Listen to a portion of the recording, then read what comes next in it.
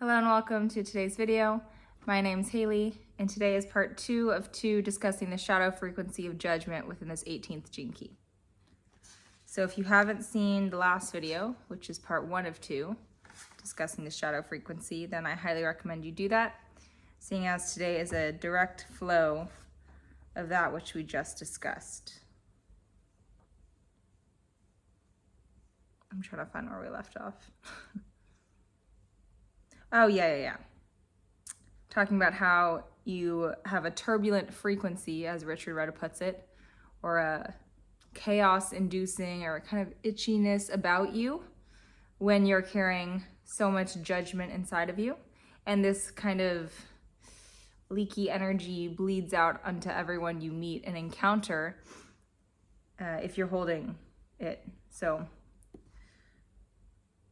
if your identity rests on judgments, he says, then everywhere you go, you will stir up people negatively. That's what we left off on. And then, yes, I would say that's very true. I would know because I used to be very self-critical, very judgmental, comparison-oriented, all of that stuff.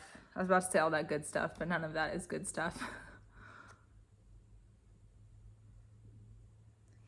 Both the 17th and the 18th shadows can become easily obsessed with details. So a reminder, the 17th shadow is opinion, 18 is judgment. They're so similar.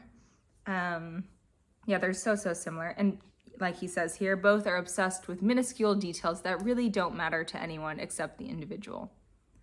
And they only matter because that person is putting all of their attention, all of their energy onto these small details, which actually blows them up in severity.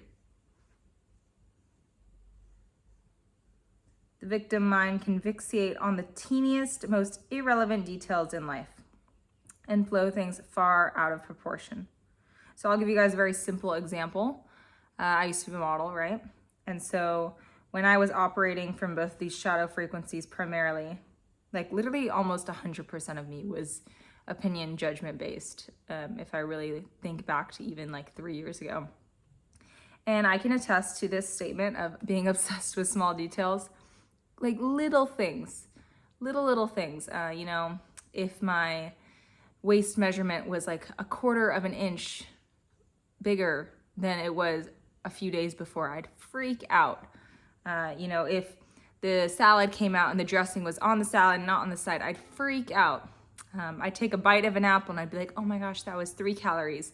I went 3 calories over my limit or whatever. Small details. That all of those examples I gave you are so clearly, obviously egocentric, right? All about me. And also based in fear-based consciousness, right? So again, when he's talking about being obsessed with details, he's not referring to the interior designer that is so eloquently obsessed with details in a higher light. He's talking about being so dragged around by your own need to control every single little thing that you start to propel yourself down even further into this victim mind. You let these small details control your life, and if they aren't how they're supposed to be based on your own opinion and judgment, then down you go. Whether that's a mental breakdown at the time or getting angry at someone, offloading your anger as to why it's not the way it should be, always tweaking. So none of these symptoms, I should say, of the shadow frequencies of opinion and judgment are good. They're all very frenetic in energy. And again, as he stated before, the people around you will sense this and they don't want to be around that. They're like, oh, this girl's kind of cracked out. Even if consciously they aren't saying that, subconsciously this energy is felt. Yeah, and blow things far out of proportion. Make it seem way worse than it is.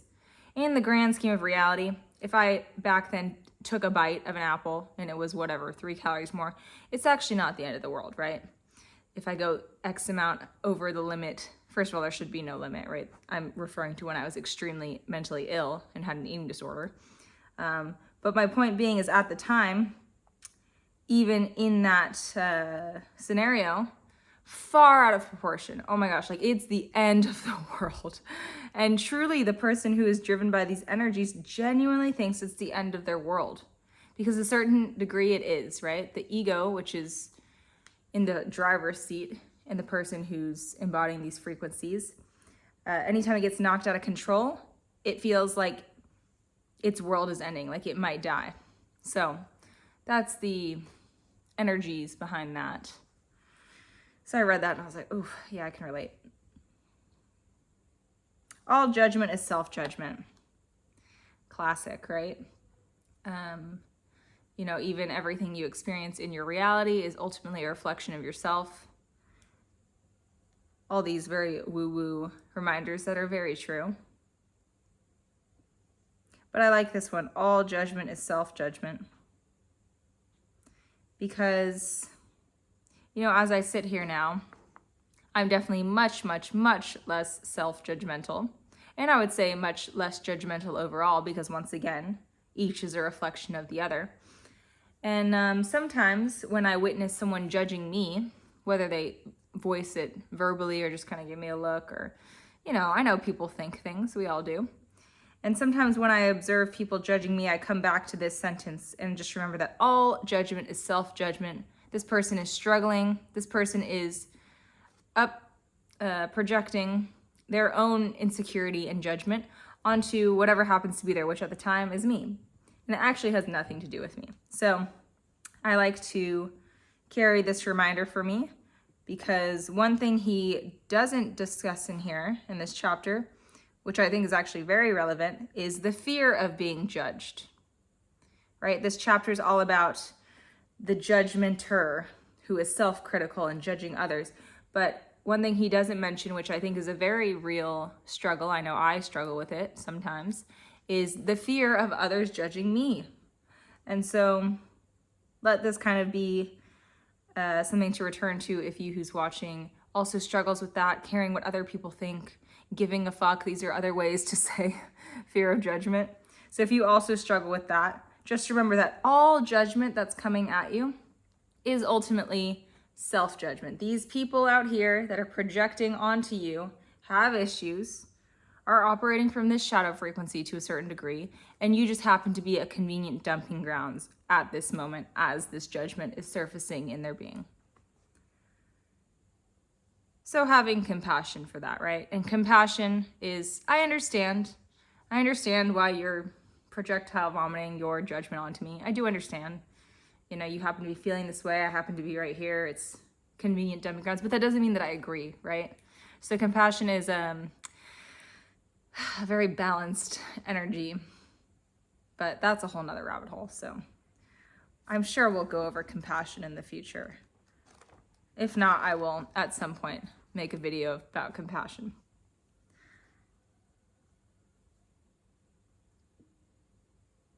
To challenge another person is to create division within yourself. So he keeps building off of this concept, self-judgment. All judgment is self-judgment.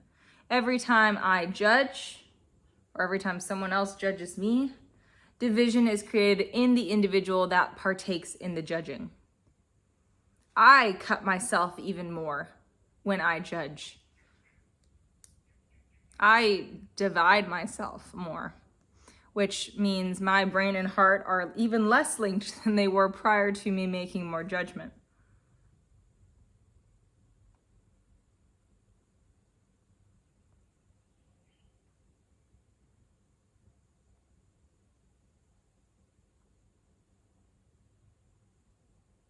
Life is continually offering you a pathway to the realization of your own perfection.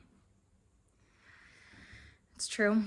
I like how Richard Rudd does that. He randomly throws in just some truth bombs sometimes, especially within these shadow frequency chapters. I notice he does that, which I think is great, because sometimes, you know, we're talking about the shadow so long, it's like, oh my gosh. And then he throws something nice in there. Also, sorry, I just realized I'm sweating like so much. I don't think the AC's on in here, but whew.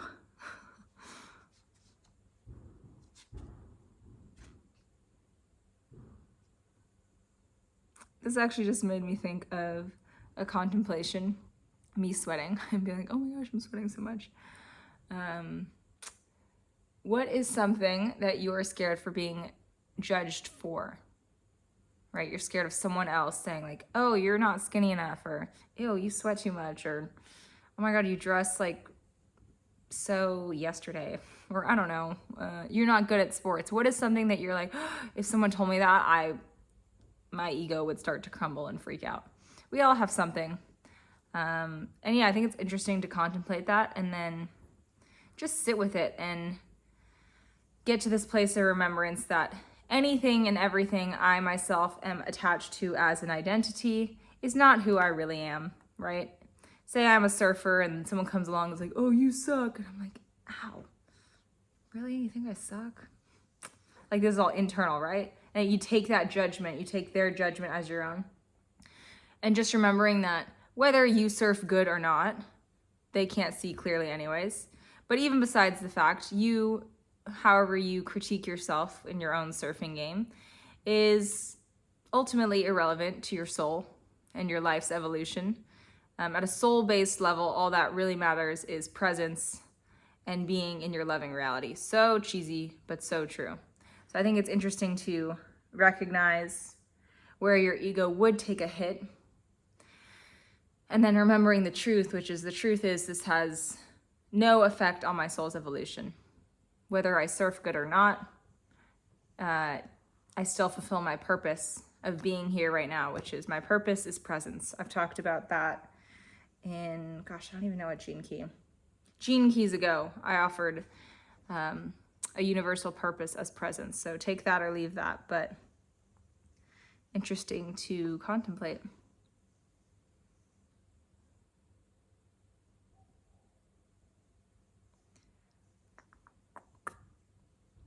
So passing through the fears allows you to gain access to the higher levels of frequency and realization.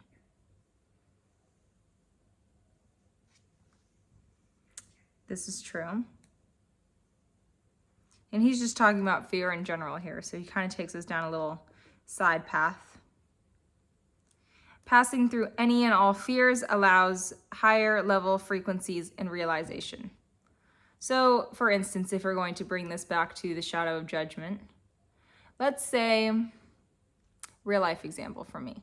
Back then, I was really, really afraid to wear any clothes that revealed the frame of my body because I thought, oh my God, others are going to judge me. And secretly, I was judging me too, right? Whether I, at the time, really understood that or not.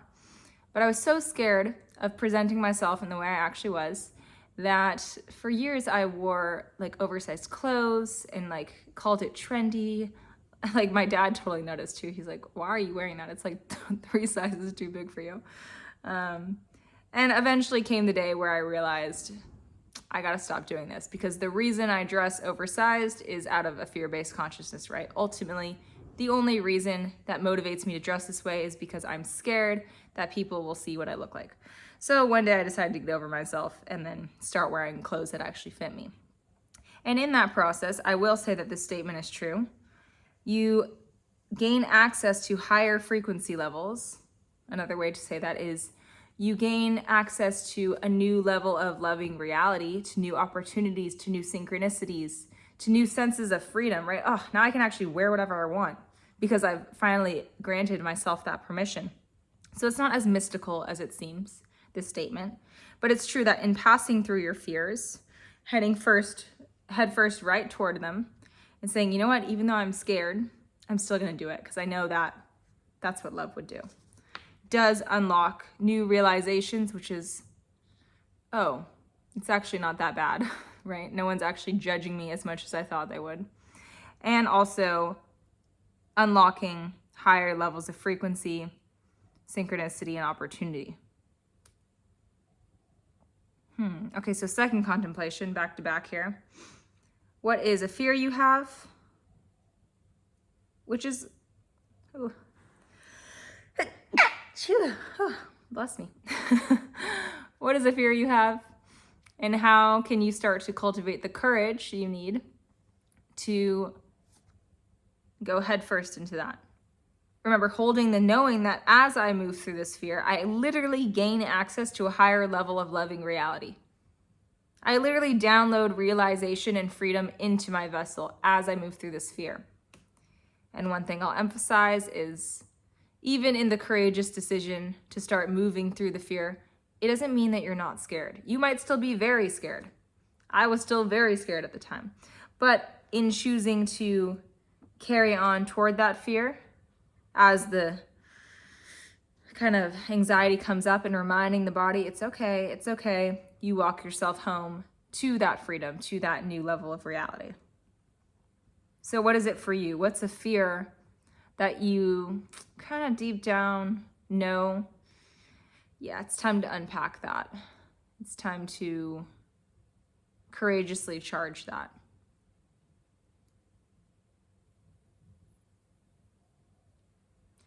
The 18th shadow governs integrity. Integrity is the gift frequency of this 18th gene key.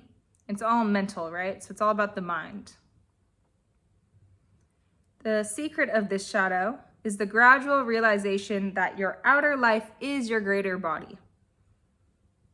The more deeply you accept responsibility for this, for your environment, for your happenings, the less personally you take life and a little easier it becomes.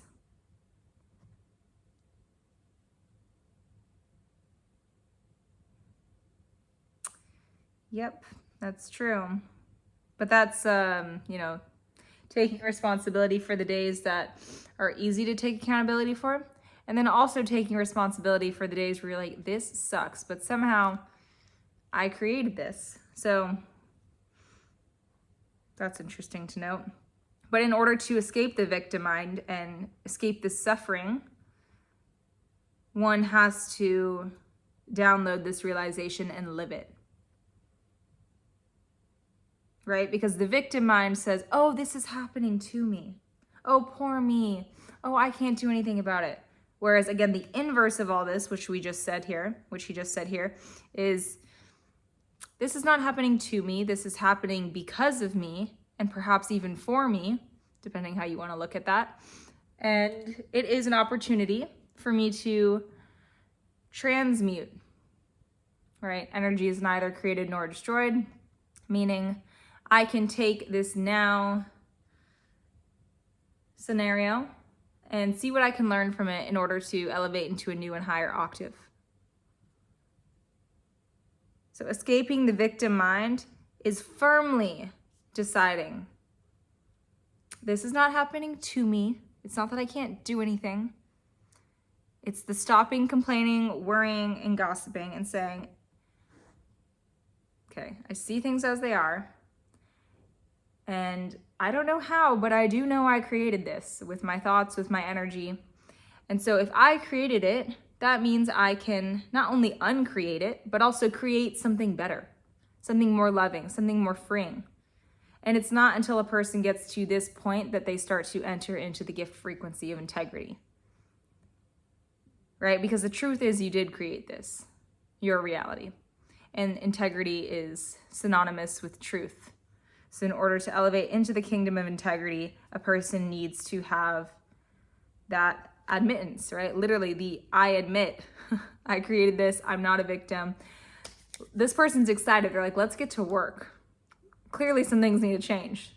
Some actions, thoughts, behaviors in order to develop this new reality that I so desire. And I'll just offer the first way to, once again, climb out of that victim mind is to become aware of where do I complain, where do I worry, and where do I gossip. We went over this in more detail in the last video. This is how you start to elevate out of the shadow and traverse your way into the gift.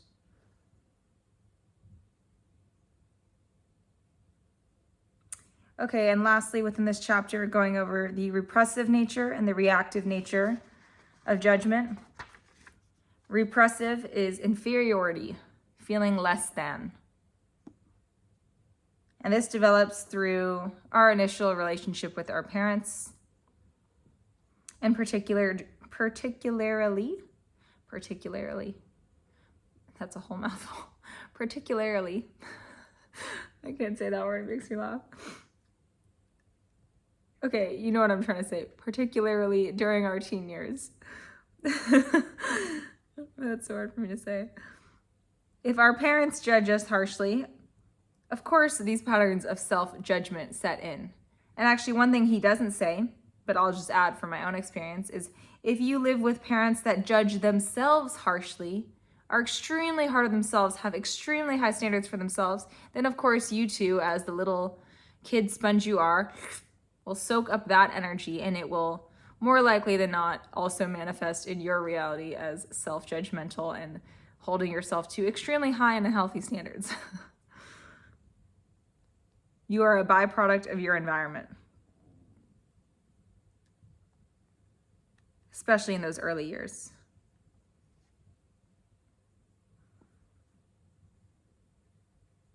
So the person who is inferior more often than not goes along with the majority instead of standing up for their own convictions, meaning eventually they actually stop to even form convictions or higher frequency opinions. They just start to go with the very low frequency collective flow, allowing the propaganda and the news and the media and the ads to persuade them. And all of their judgment is based on comparison.